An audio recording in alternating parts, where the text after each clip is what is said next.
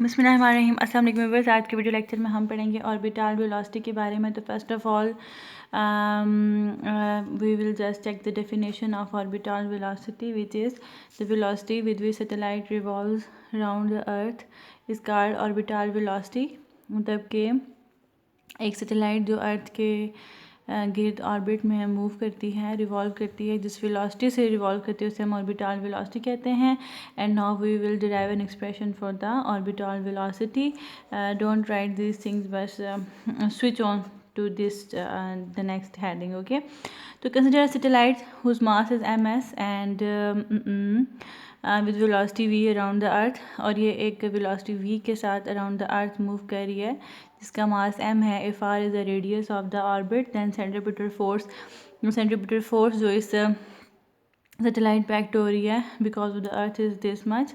And earth जो है वो जो सेंट्रीपिटल फोर्स प्रोवाइड करती है, this is because of the gravitational force which is GMM। Capital M is mass of earth, small ms is mass of the satellite. तो जब हम उन दोनों इक्वेशंस को कंपेयर करेंगे तो हमारे पास ms से कैंसिल आउट हो जाएगा इस तरह से। तो v² हमारे पास आ जाएगा GM/r। तो यहाँ से v की वेलोसिटी ये आ जाएगी। अच्छा जी, ये है। अब स्मॉल r जो है वो r प्लस h के इक्वल इस वजह से लेना है कि देखें ये तो आपके पास ये रेडियस ऑफ द अर्थ है और अर्थ से कुछ distance at a height h पे जो है वो सैटेलाइट वो ऑर्बिट कर रही है। So r should be equal to capital R plus h। तो यहाँ पे आप वैल्यूज़ पुट करें तो आपके पास वेलोसिटी का एक्सप्रेशन आ जाएगा। ठीक है, तो अब हम पढ़ते हैं एक्सरसाइज क्वेश्चन करते हैं। अच्छा, जब हम करेंगे exercise question related to according to syllabus we will do the exercise question. The first question according to syllabus explain what is meant by centripetal force and why it must be furnish means के it existence to an object if the object is moving in a circular path. ठीक है, the force which bends the normally straight path into, मतलब एक body the force which compel, इसको छोड़ें, आप ये वाला याद करें कि the force which compels the body to move in a circular path is called centripetal force. Its formula is this one, and this force is tangential. It is perpendicular to tangential velocity and directed towards the center of the circular path. ये circular path है ना, और ये इसका center, तो force की direction हमेशा toward the center of the path होती है और it is always perpendicular to the tangential velocity. ठीक है। Okay, the next question is what is meant by moment of inertia, and ये मैंने आपको बता चुकी हूँ कि the moment of inertia of a particle defines product of mass and scale the distance from the axis of rotation। Mathematical हम इसको इस तरह से लिखते हैं। एंड फिजिकल सिग्निफिकेंस क्या होता है कि plays important angular motion of the mass during the motion. Mass जो है वो लीनियर इनर्शिया होता है, while moment of inertia is the measure of rotation inertia. Mass is linear inertia and moment of inertia is rotation inertia of a body. Moment of inertia determines the angular acceleration while mass determine the linear acceleration. ठीक है जी, तो ये मैंने हम काफ़ी दफ़ा discuss कर चुके हैं इसको। फिर है अगला के what is meant by angular momentum, ये भी मैंने सारा डिस्कस कर लिया। You have to memorise this one. Okay जी, and show that orbital angular momentum is L not is equal to mrv, and we will do this one also. L is equal to rp sine theta कर दें, p को mv put कर दें। We did all this mathematics in the previous topic. Okay, it is just revision but you have to memorise this also.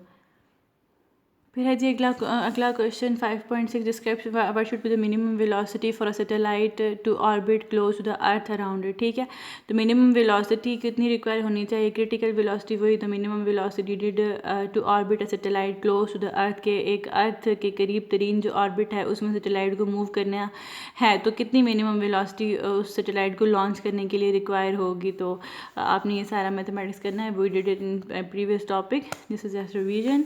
And say the direction of the following vectors in simple situation: angular momentum and angular velocity. Direction of angular momentum and angular velocity. The direction of angular momentum and angular velocity can be determined by right hand rule. Graph the rotation of your right hand, curve the fingers in the direction of rotation, and the extended thumb shows you the direction of angular quantity. Whether the angular momentum or angular velocity, इन दोनों की direction वही होगी कि आप जो है वो क्या करो, curve your fingers in the direction of rotation, rotation की डायरेक्शन में फिंगर्स को कर्व कर, the extended thumb shows you the direction of angular momentum. फिर है जी कि when mud flies of the tyre of a moving bicycle in what direction fly, जब mud जो है वो फ्लाई करती है एक मूविंग बाईसाइकिल तो वो सारी बात है इस टेंजेंशियल डायरेक्शन में वो फ्लाई करती है, तो वो क्यों?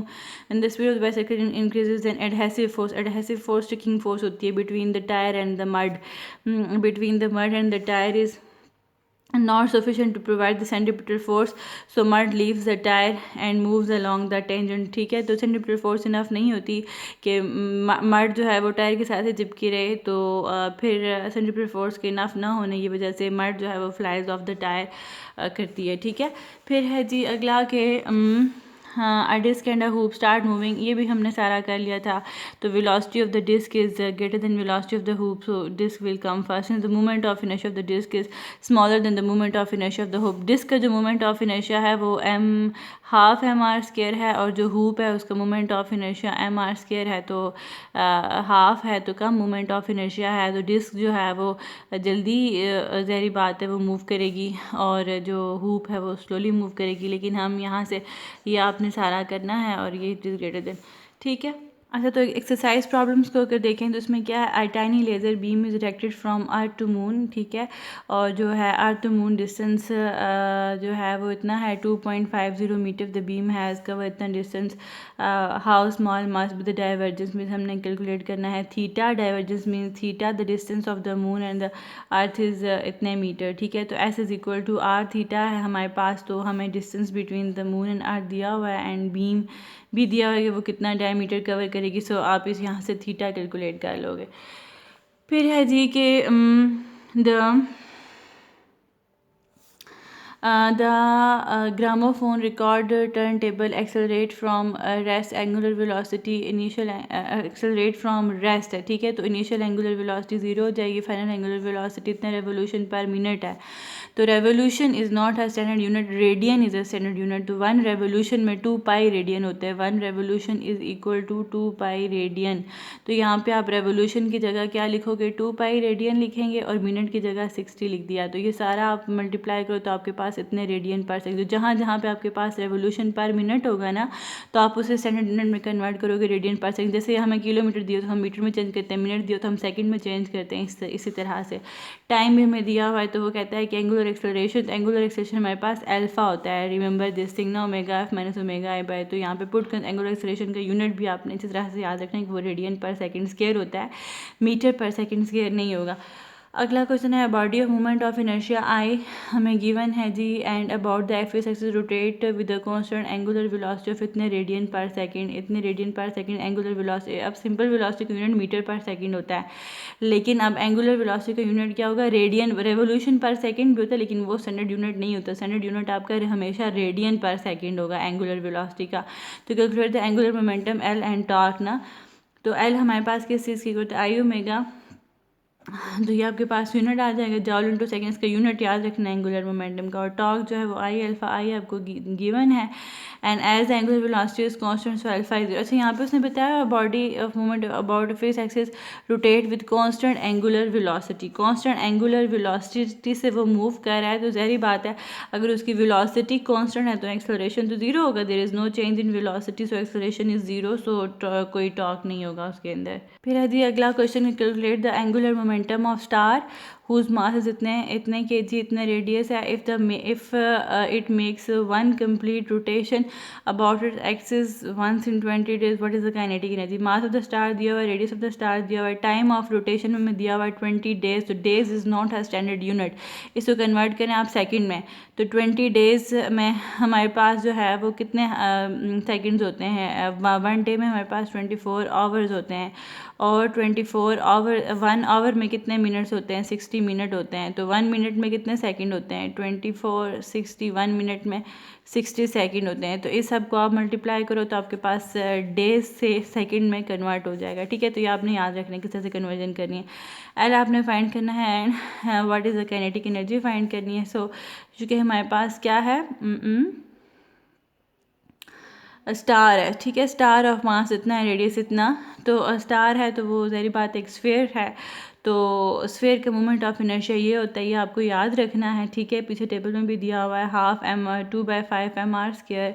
तो हमने लिख दिया। अच्छा, हमने आई ओमेगा फाइंड करना है, तो आई की वैल्यू ये पुट कर दी और ओमेगा की वैल्यू ये, क्योंकि हमें ओमेगा जो है वो डायरेक्टली नहीं दिया हुआ, टाइम दिया, तो ओमेगा हमारे पास 2π/t, हम ओमेगा हमारे पास 2πf होता है ना, तो f की जगह आप 1/t, तो ये आपने वैल्यू पुट की, ठीक है। यहाँ पे आप फिर सारी वैल्यूज़ पुट कर देना, तो आपके पास एल इतना आ जाएगा। तो kinetic rotation kinetic energy 1/2 mv² नहीं होती, वो ट्रांसलेशन होती है। अब यहाँ पे रोटेशनल है 1/2 I ओमेगा²। तो आई की वैल्यू ये इसने पुट किया 2/5 mr² और ओमेगा की जगह 2π/t, सारी वैल्यूज़ पुट की, तो यहाँ पे हमारे पास काइनेटिक एनर्जी आ गई है, ठीक है जी। फिर है अगला कि इतने kilogram car travelling at a speed of इतने किलोमीटर्स पर आवर। तो ये एक स्टैंडर्ड यूनिट नहीं है, इसे आप स्टैंडर्ड यूनिट में कन्वर्ट करो। किलोमीटर में 1000 मीटर्स होते हैं और 1 आवर में 3600 सेकेंड्स होते हैं। Round the curve of radius 100 metre, find the necessary centimetre force. तो ये तो बहुत ईजी क्वेश्चन है, ठीक है।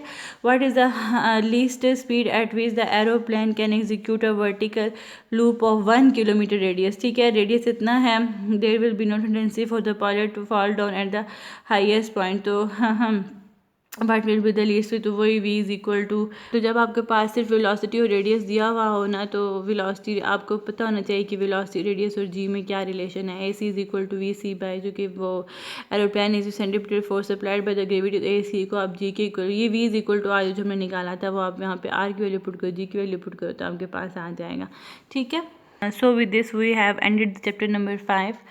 Thanks for watching the video.